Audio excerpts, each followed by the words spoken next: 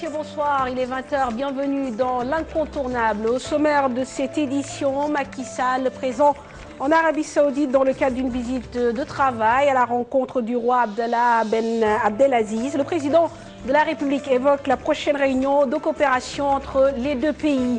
Législative 2012, le Conseil national de régulation de l'audiovisuel accorde le même temps d'antenne aux partis et coalitions de partis pour la prochaine campagne électorale. Guerre de positionnement à la tête des partis politiques et syndicats quand les ambitions personnelles sont à l'origine de la scission de ces organisations. Et puis le focus de ce soir, Abdoulaye Wade se dresse en dernier rempart. Son fils Karim Wade, PCA de l'ANOCI, ne peut répondre d'aucune irrégularité ou malversation. Pour évoquer la question, notre invité du jour, Ali Fall, avocat à la Cour. Merci de votre fidélité et bienvenue à tous.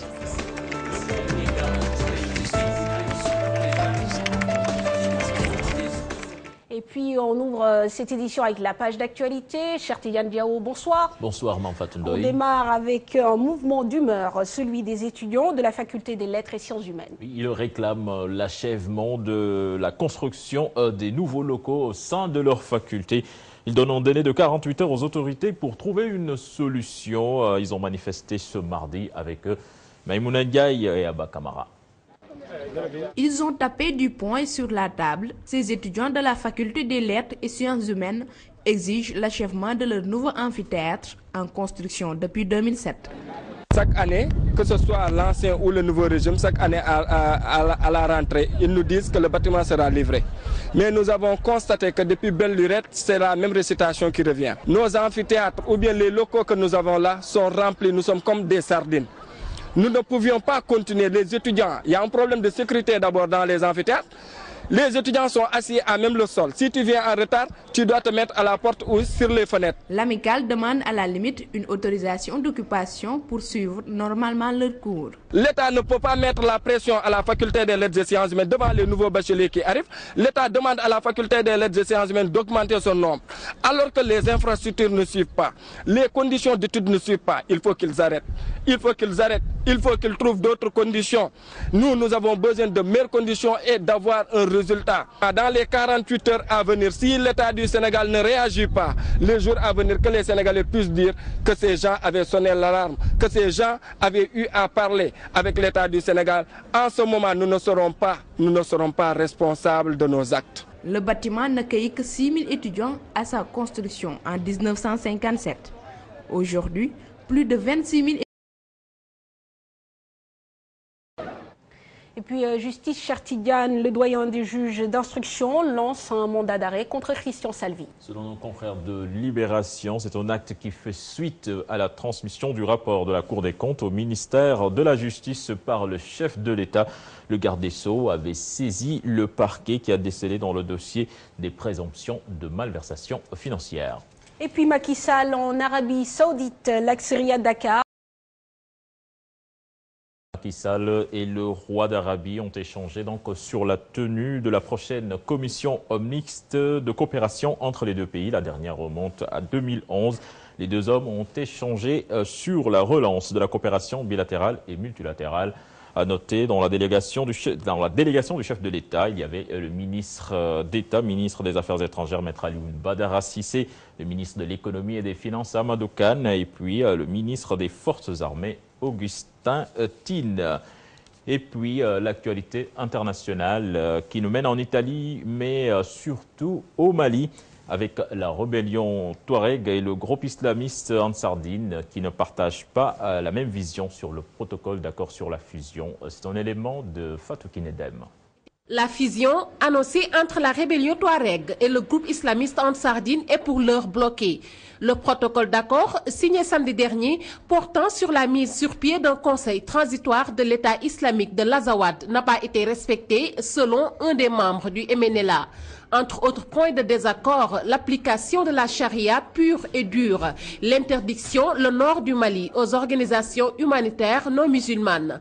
Les membres du MNLA craignent le pire. Selon eux, Ansardine, via cette fusion, cherche à dissoudre leur groupe. Pendant ce temps, un nouveau groupe armé est né. Le Front de libération du Nord Mali vise à combattre les groupes islamistes voulant instaurer la loi islamique. Ce mouvement d'une centaine d'éléments semble ne pas inquiéter Ansardine et AQMI, non seulement plus nombreux, mais aussi lourdement armés. La France, l'Allemagne, la Grande-Bretagne et l'Italie prennent des mesures après le massacre de Oula en Syrie. Des diplomates syriens ont été expulsés de ces pays. La France, qui a appliqué en première cette mesure, annonce par ailleurs une réunion du groupe des pays amis de la Syrie prévue à Paris en début juillet. Entre autres objectifs, accroître la pression sur Bachar al-Assad. Le nord de l'Italie frappé ce mardi par un puissant séisme. Un premier bilan fait état d'au moins 10 morts. Cette catastrophe intervient 9 jours après le tremblement de terre qui a fait 6 morts et des milliers de déplacés près de Bologne. Le centre nord de l'Italie, Bolzano, près de la frontière avec l'Autriche, Milan et Toscane ont ressenti le séisme. Fatou Kinede, merci. Mme Fatou Ndoye, c'était tout pour l'actualité pour ce soir. Tout à fait. On se retrouve dans quelques minutes pour la page des sports. Élections législatives 2012. Les partis et coalitions de partis disposeront du même temps d'antenne durant la campagne électorale. L'organe de régulation de l'audiovisuel annonce la mise en place d'un dispositif réglementaire pour encadrer la couverture médiatique durant cette période. Les membres du CNRA sont ouverts aux journalistes et représentants de coalitions. Compte rendu Aminata Maressao. Le Conseil national de régulation de l'audiovisuel innove. Pour cette campagne des législatives, les 24 coalitions en lice bénéficieront d'un même temps d'antenne. L'organe de régulation de l'audiovisuel rappelle aux médias le respect des règles d'équité et d'équilibre. Nous avons estimé qu'il était nécessaire véritablement de revenir sur ce travail-là et de vous expliquer le contenu des textes qui régissent et le Conseil et sur le code électoral qui organise justement cette campagne électorale. Et je crois que ce n'était pas inutile. La propagande déguisée dans les médias en période de campagne, une autre préoccupation du CNRA, mais également de certains représentants de coalition. Nous demandons toujours qu'il y ait plus de contrôle, plus d'attention pour qu'aucune coalition ne se sente lésée ou bien qu'il n'y ait pas de discrimination. Dans ce cadre, un dispositif réglementaire et législatif est mis en place pour corriger les fautifs. En 2009, on a fermé 3 radios, de manière peut-être pendant 48 heures. À chaque fois, nous faisons d'abord une mise en demeure. Nous évitons autant que faire se peut d'aller vers la sanction qui existe. Maintenant, vous savez que cette sanction-là, elle est là. La campagne des législatives va démarrer le 9 juin prochain. Le Conseil national de régulation de l'audiovisuel appelle au respect des règles mises en place pour une campagne sans faille. Leadership au sein des partis politiques et des syndicats. Souvent, la convoitise d'un poste de secrétaire général conduit à la scission de ces organisations. Outre les intérêts personnels, la désuétude des textes serait à l'origine de plusieurs contentieux. Yaya Diallo et Adi Atala. Un sigle de permanence, un phénomène qui s'est accru depuis 2000. Chaque acteur politique ou syndical revendique la légitimité. Les enjeux politiques et l'obsolescence des textes juridiques sont décriés. Pour les confédérations, c'est beaucoup plus compliqué parce que le phénomène des scissions a un soubassement politique. Donc, est-ce que le syndicat est plus favorable au régime existant ou il n'est pas favorable au régime existant? Et cela crée des dissensions parce que le mouvement syndical est aussi un mouvement politique. Parce que généralement, les leaders syndicaux au Sénégal, ce sont des militants dans des partis politiques. La loi sénégalaise sur l'association est très désuète. C'est une loi qui date du 26 mars 1968 et qui est inspirée de la loi française sur les associations qui date de 1800 et quelques. Il n'y a aucun contrôle par l'État des partis politiques. Ce sont les seules associations qui échappent au contrôle de l'État. Des cas sont pendants devant les tribunaux. L'usurpation de fonction de secrétaire général est le principal motif. D'où l'urgence d'assainir le paysage organisationnel et de réviser les textes qui régissent les structures. Mais il n'y a aucun texte aujourd'hui qui permet aujourd'hui à Mamadou Diop Decroix, en dehors de ça, d'attaquer Landing Savané. Landing Savané non plus n'a pas ce droit. En mon sens, le problème qui se pose, c'est un problème de texte. Il faut des textes clairs qui disent les assemblées générales doivent se dérouler de telle sorte, supervisées par telle autorité. À la suite de cette supervision, maintenant, voilà, les autorités et les instances qui en sont ici sont les seules qui sont reconnues valables. Dans tous les pays du monde, maintenant, les partis politiques sont réglementés. Avec l'avènement de l'alternance, certains partis politiques et organisations syndicales sont phagocytés, d'autres scindés. L'alternance alternée, certaines formations politiques ne vont-elles pas vivre les mêmes scénarios pour des fins politiques? L'État est interpellé. Diatala, merci. Nous parlons santé à présent. 4 lits d'hospitalisation pour plus de 160 000 habitants. Voilà qui irrite fortement les populations de Goudomp dans la région de Sédhiou. Population qui, en plus de réclamer l'achèvement du centre de santé, veulent un audit de la structure hospitalière. Bakary Conté, Thierry Laurent Mendy. Les populations du département de Goudomp traversent un véritable calvaire. Le secteur de la santé est presque paralysé. Un seul médecin pour une population de 161 272 habitants. Le district de santé de la localité n'a que 4 lits d'hospitalisation. Au niveau de notre pavillon d'hospitalisation, nous avons 4 lits. Et vous allez me dire que un centre de santé avec 4 lits d'hospitalisation, quand même, c'est un peu minime. Mais par rapport à certains cas qu'on pourrait avoir, nous sommes obligés quand même pour certains malades d'évacuer vers Ziguinchor qui se trouve à peu près à 50 km d'ici. Malgré quand même un état des routes un peu terrible, mais nous sommes obligés quand même d'évacuer certains malades au niveau de l'hôpital régional de Ziguinchor. Donc notre appel le plus fort, ce serait effectivement qu'on puisse terminer au plus vite le centre de santé et l'y affecter du personnel. Ces populations réclament l'achèvement des travaux du centre de santé entamé depuis 2004 d'une valeur d'1,5 milliard environ. Pour qu'on interpelle à nouveau le nouveau président donc Macky Sall, qui était un des témoins du démarrage de la construction de l'hôpital. Donc pour qu'il nous aide, vraiment, qu'on fasse l'audit de ceux qui ont géré cette construction de l'hôpital-là, notamment la direction des établissements sanitaires du Sénégal, également le ministère des Finances qui était en relation avec l'entrepreneur qui était chargé de la construction de l'hôpital. Qu'on fasse le point, quelles sont les responsabilités des uns et des autres dans cette affaire-là. Elles exigent la visite du ministre de la Santé dans le Balantokounda. Bakary Conté et Thierry Laurent Mendy. Et puis dans quelques instants, on retrouve Chertidiane Diao pour la page des sports.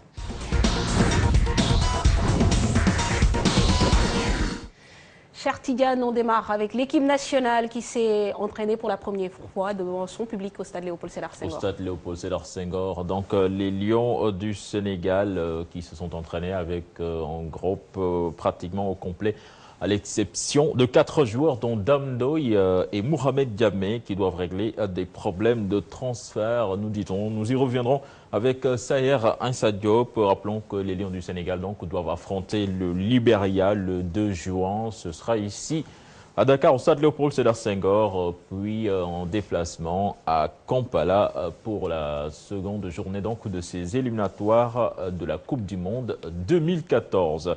Nous parlons toujours football avec le Giraffe de Dakar qui s'est qualifié pour les 8e de finale de la Coupe du Sénégal. Les Verts et Blancs donc, ont sorti Niaritali au tir au but 5-4 en cas de figure auquel s'attendait le coach Alassane Dia qui attend impatiemment le tirage au sort. Je vous propose de l'écouter. Il est interrogé par Mardieng et Cher Sali Boudiara.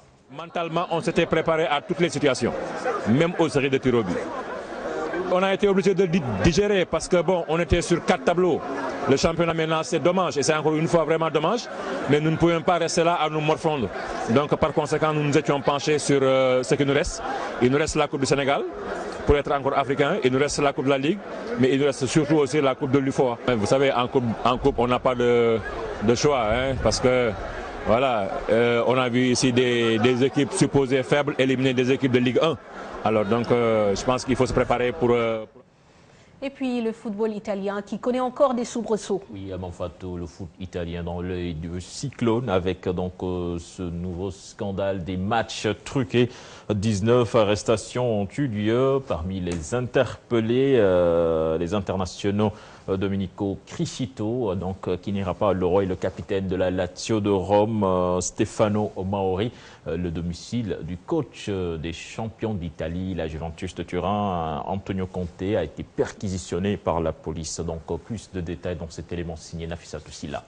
Salton pour le football italien. Pas moins de 19 personnes ont été arrêtées ce lundi en Italie dans le cadre des matchs truqués ou calcio commesse, parmi elles 10 joueurs dont le capitaine de la Lazio Rome, Stefano Mauri. Ces personnes sont poursuivies pour association de malfaiteurs à des fins de tricherie et fraude sportive. Ce scandale des matchs arrangés a frappé de plein fouet l'international Domenico Criscito, qui est désormais écarté de la sélection italienne pour l'Euro 2012. Son agent Andrea D'Amico et le vice-président de la Fédération italienne de football Demetrio Albertini l'ont confirmé. Ces arrestations effectuées ont visé plusieurs villes et clubs italiens. Le domicile de l'entraîneur de la Juventus de Turin, Antonio Conte, a également été perquisitionné par la police. Les faits de ces interpellations remontent à la saison dernière quand Antonio Conte était l'entraîneur de Sienne en 2e division. En fait, il s'agit de la 3e vague d'arrestations après novembre 2011 et avril 2012. Selon les responsables de cette opération policière baptisée Last Bet ou Dernier Pari en anglais, les joueurs concernés sont soupçonnés d'avoir truqué des matchs contre de l'argent. Au cœur du scandale, des mafias locales et étrangères ont été citées, de même que des joueurs qui s'arrangeaient pour influer sur le résultat d'un match. La commission de la Fédération italienne de football va juger ce jeudi 22 clubs et 61 ex-joueurs et joueurs qui pourront être suspendus. Nafissatou Silla a noté que le Premier ministre italien Mario Monti qui suggère la suspension de la Serie A pendant 2 à 3 ans. Une sortie fracassante du successeur de Silvio Berlusconi dans un pays où le football est quasiment une deuxième religion, Mamfatou. Tout à fait. Affaire donc à suivre. Merci, cher Tidiane Diao. Le focus du jour à présent. Abdoulaye Wade se dresse en dernier rempart. Son fils Karim Wade, ex-président du conseil de surveillance de l'ANOCI, ne peut être poursuivi. Affirmation de l'ex-président de la République à l'occasion de sa dernière conférence de presse. Et Abdoulaye Wade de considérer que son fils n'a pas géré les deniers de l'agence et ne pourrait donc être tenu responsable d'une quelconque irrégularité. Le focus avec Dissa Prera et Ababakar Kamara. L'ex-président du conseil de surveillance de l'ANOCI peut-il être poursuivi par la justice sénégalaise? La question mérite d'être bien posée au regard de la dernière sortie de Abdoulaye Wade. L'ANOCI, lui, Karim, est président du conseil de surveillance. Il n'est pas gérant, il y a un gérant. Il y a un gestionnaire qui manipule les fonds, les reçoit et les dépense. C'est M. Abdoulaye Baldé. Est-ce que vous n'entendez jamais parler de lui? Non. Le président, le conseil de surveillance, il ne fait que surveiller. Et dans le conseil de surveillance, il y a des journalistes. Est-ce qu'il peut, d'abord, il n'a aucune possibilité de détourner de l'argent qu'il ne contrôle pas. Ensuite, je pense que les journalistes, ils sont dans le conseil de surveillance, ne les laisserez pas faire. Ou alors, ils sont des complices. Alors, il faut qu'on s'entende. C'est pour vous dire que, je sais, comme disait l'autre, il y a le délit de fils de chef d'État. Ça, c'est comme l'enrichissement illicite. Vous êtes présumé être coupable si vous êtes le fils d'un chef d'État. La loi sénégalaise est sans équivoque. Toute personne soupçonnée de détournement ou de complicité de détournement dans le cadre de la gestion des affaires publiques peut être poursuivi par le procureur de la République. Il faut noter que toute personne à qui on peut imputer un fait prévu par la loi, préalablement la loi a indiqué dans son code pénal ou dans des lois particulières que tel comportement est une infraction. Si on peut trouver des indices, des charges qui pourraient impliquer, faire peser sur cette personne un soupçon, ou si une autre personne a aidé, a assisté, a donné des instructions, elle devait faire l'objet de poursuites. La fonction qu'on exerce importe peu, qu'on soit directeur, qu'on soit président-directeur, peu importe. Ce qui compte beaucoup, c'est l'acte qui a été commis. C'est lorsqu'on peut relever, encore une fois, je le répète, des charges qui pourraient aider à la constitution de l'infraction que l'on peut désigner telle personne comme étant l'auteur ou désigner telle personne comme étant complice. Mais dans le cas de la loi sur l'enrichissement illicite réactivée tout dernièrement, c'est un procureur spécial qui est le maître des poursuites. L'actualité nous fait parler de la loi de 1993, l'enrichissement illicite. À chaque fois qu'il y a des fonds de nature publique qui touchent donc l'État, qui touchent les biens publics, à chaque fois qu'on a du mal à dire que tel enrichissement a une origine justifiée, à la suite d'une enquête préliminaire organisée par un procureur spécial, ce n'est pas le procureur de la République. J'en profite pour informer que les poursuites de façon générale sont conduites par un procureur de la République, mais dans le cas de la loi sur l'enrichissement illicite, c'est un procureur spécial qui pourrait être le directeur de ces poursuites. Pourquoi pas? On ne peut pas poursuivre telle personne qui serait impliquée. La question semble bien tranchée. Au Sénégal, aucune infraction pénale ne peut se soustraire à la loi, mais aussi aucune personne n'est au-dessus de la loi, fût-il un président de la République. Pour discuter de la question, justement, nous avons le plaisir de recevoir sur ce plateau Ali Fall, avocat à la Cour. Alors d'abord, une première question. Est-ce qu'Abdoulaye Wade est dans son rôle en tant qu'ancien président de défendre une autre personnalité de l'État, si proche soit-il de cette personnalité? Si on s'arrête uniquement du point de vue de la loi, rien ne le lui interdit. Mais si on va au niveau de la morale républicaine, il est clair qu'au regard des fonctions qu'il a exercées, je pense que le silence aurait été plus indiqué. Étant entendu que lui le sait, en tant que président du Conseil supérieur de la magistrature, en tant qu'ancien président de la République, que la justice est indépendante, qu'il ne peut pas, mais ça c'est moral et plus déontologique, essayer d'influer sur le fonctionnement normal et régulier des institutions judiciaires. Ça, il le sait. Donc c'est, je pense, d'un point de vue politique qu'il essaie de brouiller les cartes, mais il sait que la justice, une fois qu'elle sera partie, marchera de façon sereine et en respectant les droits de chacun. Tout à fait. Désormais, la nuance est quand même introduite. Le président Abdoulaye Wade évoque une posture, une position, président de conseil d'administration. Alors, au plan juridique, de quelle procédure, de quelle voie disposent justement les nouvelles autorités pour éventuellement enclencher les procédures? Bon, je vais essayer d'être le plus simple possible pour dire qu'au regard de l'arsenal, oui, au regard de l'arsenal juridique répressif au Sénégal, je ne vois pas une personne susceptible d'échapper à des poursuites si tant est que la commission de ces infractions-là est avérée. Ça, je ne le vois pas. Maintenant, le droit pénal, et ça je le dis aux téléspectateurs, est d'interprétation stricte. On ne peut pas se permettre de faire un peu n'importe quoi, un peu à volo. On est obligé de prouver systématiquement la commission d'une infraction qui, je dois le rappeler, doit être un fait personnel. On ne peut pas répondre pénalement du fait d'autrui. Ce qui peut exister en droit civil, en droit commercial, mais en droit pénal, on ne répond que de sa propre faute, de la propre commission d'une infraction. Donc, partant, qu'on soit président d'un conseil d'administration, qu'on soit directeur général, qu'on soit dépositaire d'un mandat public, qu'il soit électif ou nominatif, on répond d'une infraction qu'on a personnellement commise. Donc les propos tenus par l'ancien président de la République l'engagent, il sait pourquoi il les a tenus, mais au regard strict des textes, personne ne peut échapper à des poursuites judiciaires, pénalement j'entends, si cette infraction a été bel et bien commise. Très bien, donc du coup, en fait, le fait peut-être de citer le nom de Abdoulaye Baldé n'enlève en rien la responsabilité de Karim Wade en tant que président de la NOCI. Bon, je ne veux pas personnaliser un débat, mais il est clair aujourd'hui que quand on a exercé les fonctions publiques, quand on regarde les dispositions du code pénal, quand on regarde les dispositions de l'OHADA, quand on regarde les traités, parce que l'OHADA traite des abus de biens sociaux, quand on regarde les traités signés, toute personne qui aura aidé ou qui aura soustrait, détourné ou recelé ces biens-là, des deniers publics, peut être poursuivie. Toute personne qui aura fait une prise illégale d'intérêt peut être poursuivie. Toute personne coupable de corruption peut être poursuivie, quel que soit le statut qu'on a. Parce que dire qu'on n'a pas géré, donc on ne peut pas être poursuivi, c'est comme si quelque part on acceptait d'assortir une qualité quelconque à un prévenu avant de le poursuivre, ce que notre code pénal n'accepte pas. Mais justement, est-ce qu'on peut être président d'une agence aussi importante que la NOCI et ne pas agir, ne pas avoir une certaine autorité, même en termes de gestion des deniers financiers?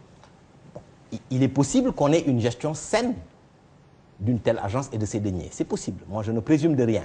Mais une chose est sûre, c'est que si à l'enclenchement de l'action publique, c'est-à-dire des poursuites judiciaires, il se révèle qu'il y a des infractions qui ont été commises, il est clair que cette action publique-là va regarder tous les coupables potentiels. Et le fait d'être président d'un conseil de surveillance ou d'administration n'enlève en rien la possibilité qu'on vous poursuive dès lors où il est possible que vous ayez aidé ou assisté, auquel cas on peut vous poursuivre comme complice, que vous ayez vous-même soustrait ou détourné des deniers publics, ou que vous les ayez recelés. Parce qu'on peut parfaitement dire que l'infraction a été commise par X, Y ou Z, qui est un simple agent dans cette agence-là, et qu'au final, les sommes poursuivies litigieuses, on les retrouve dans votre compte. Et à partir de ce moment-là, on peut parfaitement vous poursuivre en tant que receleur. Ça, c'est évident. Et du coup, les audits paraissent un moyen idéal aujourd'hui pour regarder justement de manière beaucoup plus claire et beaucoup plus éclairée ce qui se passe au niveau de ces agences-là et notamment la NOCI. Ce qu'il faut retenir, et moi j'ai fait de l'audit pendant 10 ans, l'audit n'a pas pour vocation d'enclencher des poursuites judiciaires. L'audit n'a pas non plus pour vocation principale d'engendrer des sanctions. L'audit a pour fonction principale de corriger des dysfonctionnements et de faire des recommandations. C'est ça, en principe, son essence. Maintenant, il se peut qu'au travers d'un audit, on se rende compte que des infractions ont été commises. Mais ce qu'il faut retenir, c'est qu'aujourd'hui, il y a l'IGE, il y a la Cour des comptes, qui peuvent, lors du contrôle de ces sociétés nationales ou de ces agences, se rendre compte que des infractions ont été commises, indépendamment des sanctions sur la gestion qui appartient à la Cour des comptes.